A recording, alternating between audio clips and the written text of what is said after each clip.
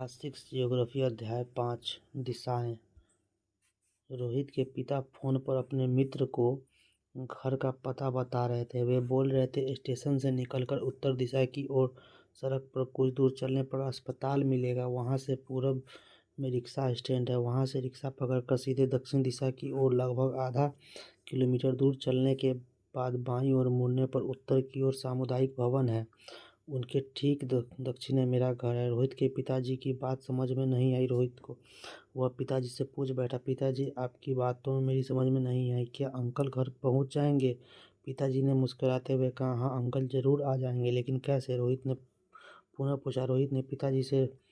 पिताजी ने रोहित से कागज पेंसिल मंगवा और कहा, आओ मैं तुम्हें बताता हूँ। उन्होंने एक रेखा में चित्र बनाया। यहाँ पे रोहित का घर है, ये अस्पताल है, यहाँ पे स्टेशन है, रिक्शा स्टैंड है, सामुदायिक भवन है, दिशाओं का एक रेखा चित्र। रोहित ने कई बार इस चित्र को देखा। उसे लगा कि इस चित्र के तरह अब वह भी घर से स्टेशन जा सकता है और स्टेशन से घर आ सकता है। अगले दिन विद्यालय में यह बात उसने अपने दोस्तों को बताई। सबने सोचा कि क्या हम अपने गांव का चित्र बना सकते हैं। उन्होंने गुरुजी से पूछा। गुरुजी ने कहा, यह बहुत ही आसान काम है, लेकिन इससे पहले कुछ बातों की जानकारी होनी चाहिए। उसके लिए हमें कुछ काम करने पड़ेंगे। सभी तैयार हो गए।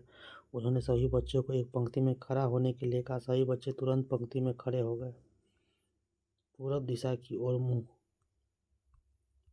उन्होंने कहा, सभी अपना मुंह पूरब की ओर करो। सबने वैसा ही किया। गुरुजी ने बारी बारी बच्चों से पूछना शुरू किया, आपकी पीठ किस दिशा में है? आपका बायां हाथ किस दिशा की ओर है? आपका बायां हाथ किस दिशा की ओर है? दायां हाथ। सामुदायिक भवन किस दिशा में है? पैर किस दिशा में? अगर आप अपनी पीठ सूर्य की ओर कर ले तो आपको किस दिशा में कौन कौन सी चीजें होंगी? दिशाओं की समझ। यहाँ पे उत्तर दिशा है, दक्षिण दिशा है, दक्षिण पूरब है, यहाँ पूरब है, पश्चिम है, उत्तर पूरब है, दक्षिण पश्चिम है, उत्तर पश्चिम है।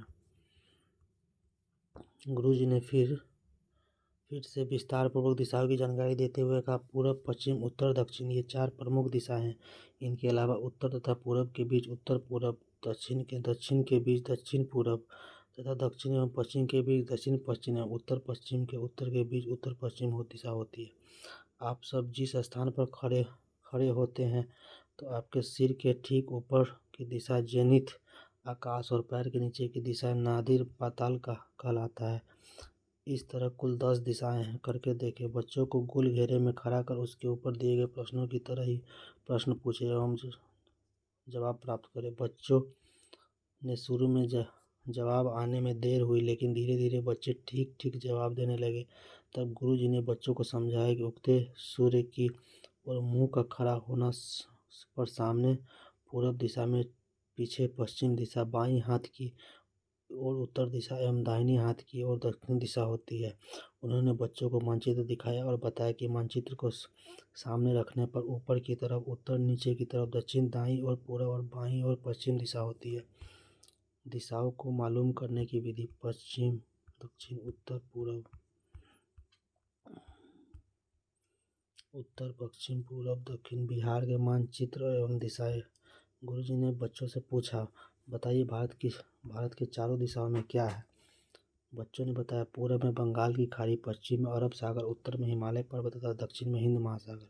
उन्होंने बच्चों से कहा, जब आप किसी स्थान का मानचित्र बनाएंगे तो उसमें वस्तुओं को उनकी दिशाओं के हिसाब से मानचित्र में उनकी दिशा को अंकित करेंगे।